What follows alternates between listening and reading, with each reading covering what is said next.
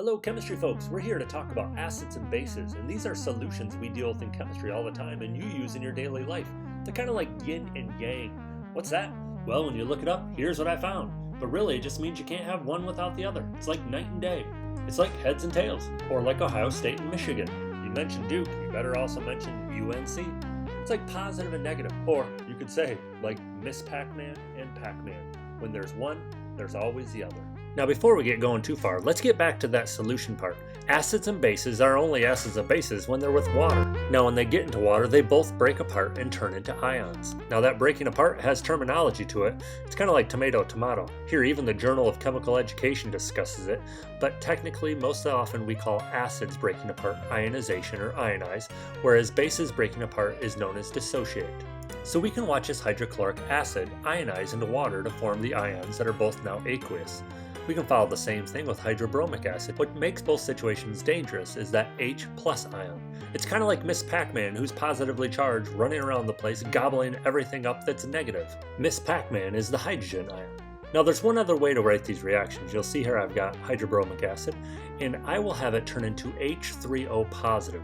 Now that's basically the same thing as the H+ in a water. We've just put them together. Some books will still use H+, some will use H3O positive, but hopefully through looking through these you can see that they really mean the same thing. Next we can see that when we put bases in water, they dissociate. So if we take our example of sodium hydroxide in water, we just see it turns into the sodium ion and the hydroxide ion. Now those hydroxide ions are kind of like Pac-Man now. They're negatively charged and they're running around the place trying to gobble up all the things that are positive. That's what can make bases dangerous. And here's one more example of a base, magnesium hydroxide, dissociating in water.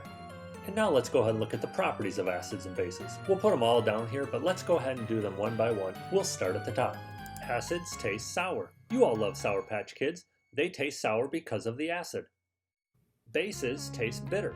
Maybe you've watched Christmas Story. Don't say oh fudge. You'll be eating some soap and that's going to be bitter. Next, acids react with metals. So we can go ahead and say that when they react, we can take an HCl and a magnesium, put them together. This will be single replacement. You're going to have to remember Hoffman though. We'll get to that later. So let's go and try it out.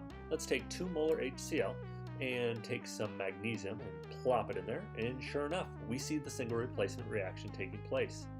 So what's really going on? Let's go back to the paper. As we can see here in this single replacement, you've got to figure out the ion charges, do a little crisscrossing, and you figure out that you're making magnesium chloride, which is going to be dissolved in the solution, and hydrogen gas, which is going up into the air. So I figured, hey, let's go and try to collect this hydrogen gas, see if it really is happening or not. So I had another test tube with some 2 molar HCl on the bottom. I added some magnesium to the top and put a test tube on top of that to collect that gas. Then once I was done, I took a match, put it at the bottom of that test tube, and boom. Yep, it had hydrogen gas in it. You could see the reaction. And you can set up the same type of reaction with hydrochloric acid and aluminum. You're going to see you have to do a single replacement reaction. You have to do some crisscrossing. Remember, aluminum is a positive 3 charge now. And you're going to find out that you make aluminum chloride into hydrogen gas.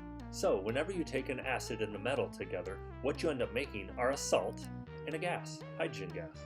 Next, bases feel slippery. In fact, soap is a base and you can tell that it feels slippery. To make soap, you just take fat, add it to a base, and you end up getting soap. Now it does have to sit and cure, and in fact if you don't let it cure long enough, it could damage your skin because it has a high pH still. In fact, I've told students if their hands feel slippery when using bases, it's probably still on your fingers, and it might be liquefying your phospholipid bilayer, which is the cell membrane of those skin cells, into soap. You just need to rinse it off with some water. Next up, acids generally start with H, and bases usually end in OH. Here you can see this list of common strong acids and bases, and you see that hold true. Now over time, there have been some changes to this though. So if we go back in history, first we have the scientist Arrhenius, who came up with the definition that we are using for high school chemistry. If you look a little more recent, there were scientists bronsted-lowry who realized they saw some things acting like acids and bases that didn't follow those traditional rules.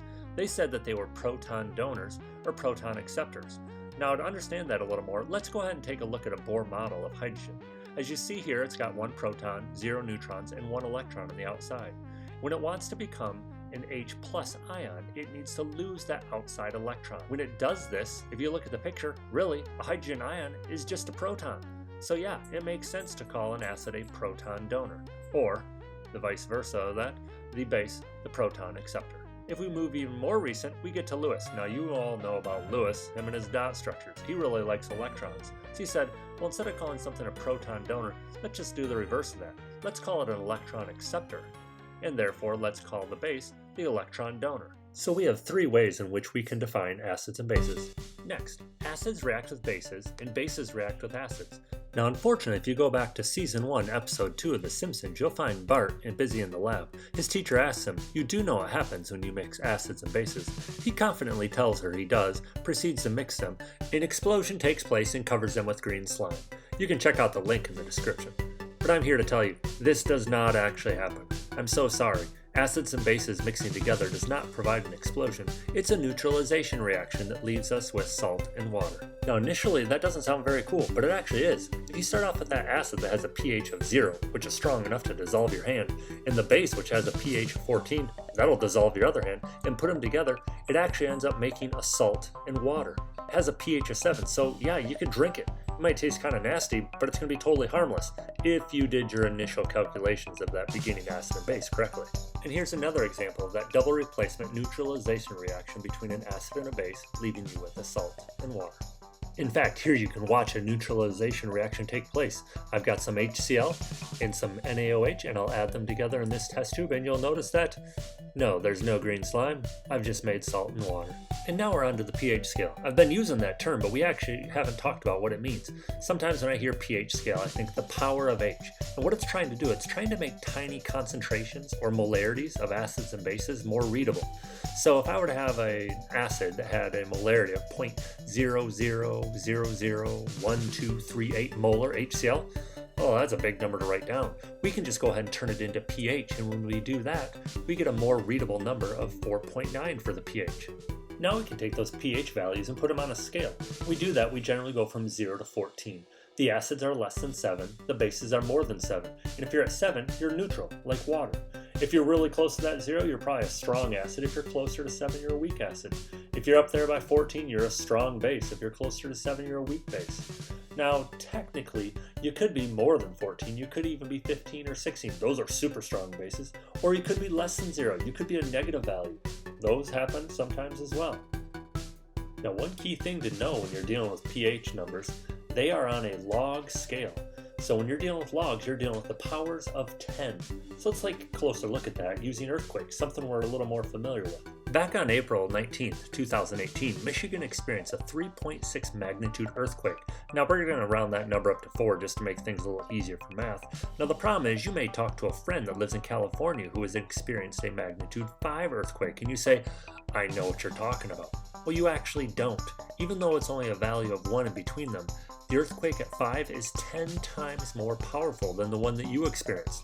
Or you may have a friend that's experienced a 6 before. Again, don't tell them you know what you're talking about, because theirs is 10 times more powerful than 5, 10 times more powerful than 4, so really it's 100 times more powerful than your earthquake. Or if you should meet someone that's experienced a 7, again, nothing in common. 10 times 10 times 10, their earthquake was 1,000 times more powerful than your earthquake. Same thing applies to log values when you're dealing with pH.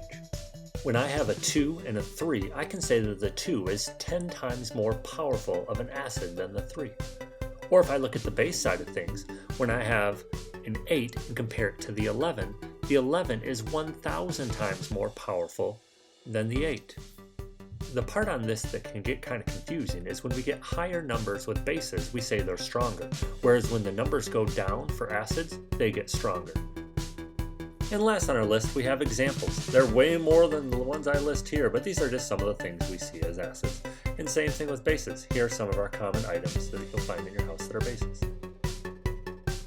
Now in closing, it can be helpful to think about Miss Pac-Man as the hydrogen ion and Pac-Man as the hydroxide ion, both running around gobbling up things of opposite charge. Now remember, since Miss Pac-Man's the acid and Pac-Man is the base, if you are to get them together, they will come together and form salt and water, which will be neutral.